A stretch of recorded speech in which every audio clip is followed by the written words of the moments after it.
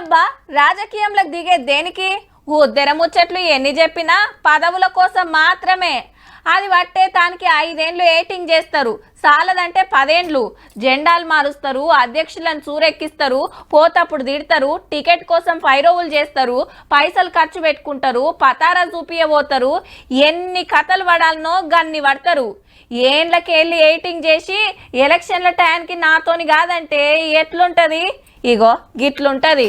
నేను ఎక్కడికొని బిడ్డ నిజామాబాద్ పార్లమెంట్కి వస్తా, ఖచ్చితంగా గెలుస్తా. నాది నిజామాబాద్, నా సొంత ఊరు, నా అత్తగారు. కవితక్క అంటే నిజామాబాదు, నిజామాబాద్ అంటే కవితక్క. ఇందూరు నా గడ్డ, గెలుపు నా అడ్డాని డైలాగులు కొట్టిన కవితమ్మ అసలు టయానికి సైడ్ అయ్యింది.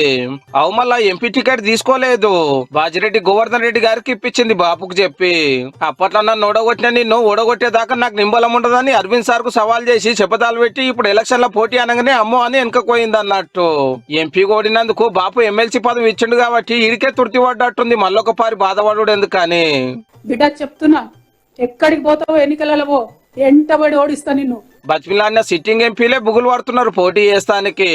చేవెళ్ళే ఎంపీ రంజిత్ రెడ్డి సార్ కు ఫస్ట్ టికెట్ ఓకే అయినా ఇప్పుడు నా తోటి కాదని చేతుల మీదకి లేవాడితే అసెంబ్లీ ఎలక్షన్ల ముంగట కారెక్కించుకున్న టీడీపీ అధ్యక్షుడు కాసాని జ్ఞానేశ్వర్ సార్ కి ఇచ్చిండ్రు.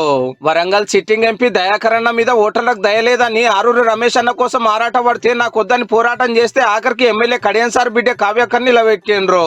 జైరాబాద్ ఎంపీ బీబీ పాటిల్ సార్ బీజేపీలకు జంప్ అయి టికెట్ తెచ్చుకుంటే ఆడు ఎవ్వరు లేరని కాంగ్రెస్ లకి వచ్చిన గాలి అనిల్ కుమార్ సార్ కి వచ్చింది. ఇక పెద్దపల్లి ఎంపీ వెంకటేష్ అన్న ముందే చదువుకొని కాంగ్రెస్ కండువా కప్పుకుంటే ఎమ్మెల్యే కొట్టిన కొప్పుల గారికి ఇచ్చారు. నాగర్ కర్నూలు ఎంపీ రాముల్ సార్ బీజేపీలకు గుసాయించి కొడుకు టికెట్ తెచ్చుకున్నాడు.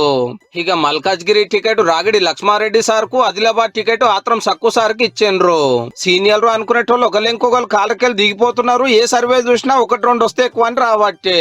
ఈ ఎలక్షన్ లో పరిస్థితి ఎట్లుంటుందో కవితగా ఫుల్ క్లారిటీ వచ్చినట్టుంది. అందుకే ఎంపీ టికెట్ వద్దంటున్నట్టున్నది పో.